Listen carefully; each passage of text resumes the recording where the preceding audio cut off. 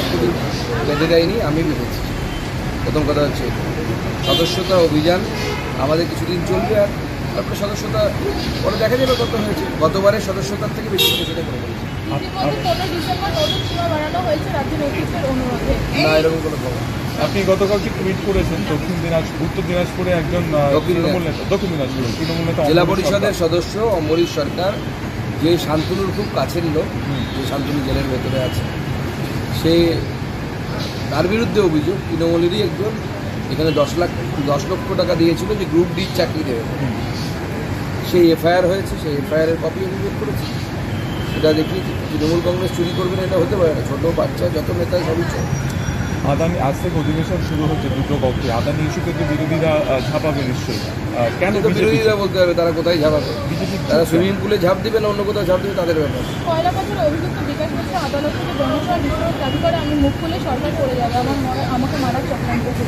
মুখ খুলে দেওয়া উচিত মরার আগে একটা তো ভালো কাজ করে যাক।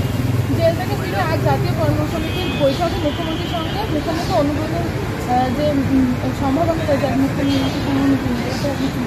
হোক, দেখাও, যখন দেখা হলে কথা হবে বা চোখে চোখে কথা হবে, মুখে কিছু হবে না, সেটাই দেখা যাচ্ছে। এই বৈঠকেই কিন্তু সুখেন্দু শেখরকে ডাকা হয়নি, যেহেতু আর্জিকর ইস্যুতে তিনি মুখ খুলেছিলেন। যে কোনো অটোক্রেটিক যারা শাসক তাদের নিয়মই হচ্ছে তাই, আপনি তার বিরুদ্ধে কথা বললে সে আপনাকে ডাকবে। এটা অটোক্রেটিক শাসকের সিম্বল। এরকম বহু অটোক্রেটিক শাসক আমরা দেখেছি পৃথিবীর ইতিহাসে। ইদি আমিন থেকে শুরু করে আরও অনেকে আছে, কিম জন উনকে দেখছে এখন। আমাদের এখানেও তার একটা লাইট ভার্সন আছে, অসুবিধা নেই। ইতিহাস পরবর্তী সময় ঠিক জায়গা মতো এদের স্থান করে দেয়। এত ভোটে জেতার পরেও ঘাটালে গতকালকে আমরা দেখলাম শিশু মেলাকে কেন্দ্র করে রক্তারক্তিকাণ্ড মারামারি। এত গোষ্ঠীদ্বন্দ্ব কেন এত ভোটে জেতার পরে দেবের সামনে? সেটা নতুন কিছু নয়। সিপিএম 11 সালে হারার আগে পর্যন্ত সিপিএম খুব শক্তিশালী মনে হয়। এই সদস্যতার কথা বলেন বলে আপনাদেরকে মনে করিয়ে দিই, 11 সালে যখন সিপিএম হারে, সিপিএমের ডিওয়াইএফআইয়ের 1 কোটি সদস্য ছিল। 1 কোটি সদস্য শুধু ডিওয়াইএফআই, অর্থাৎ ওদের গণতান্ত্রিক যুব সংগঠনের 1 কোটি সদস্য ছিল। তারপর সিপিএম হেরে গেছে।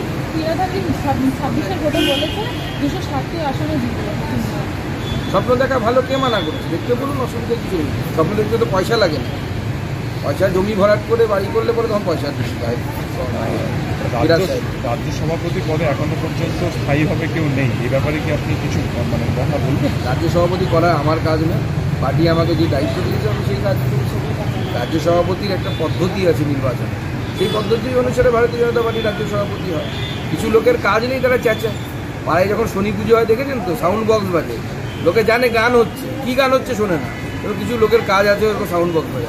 তথাগত রায় বলছেন যে এই কারণেই ভোটে আগের প্রশ্নের উত্তর দিয়ে দিলাম, ওখানে উত্তর দেওয়া আছে।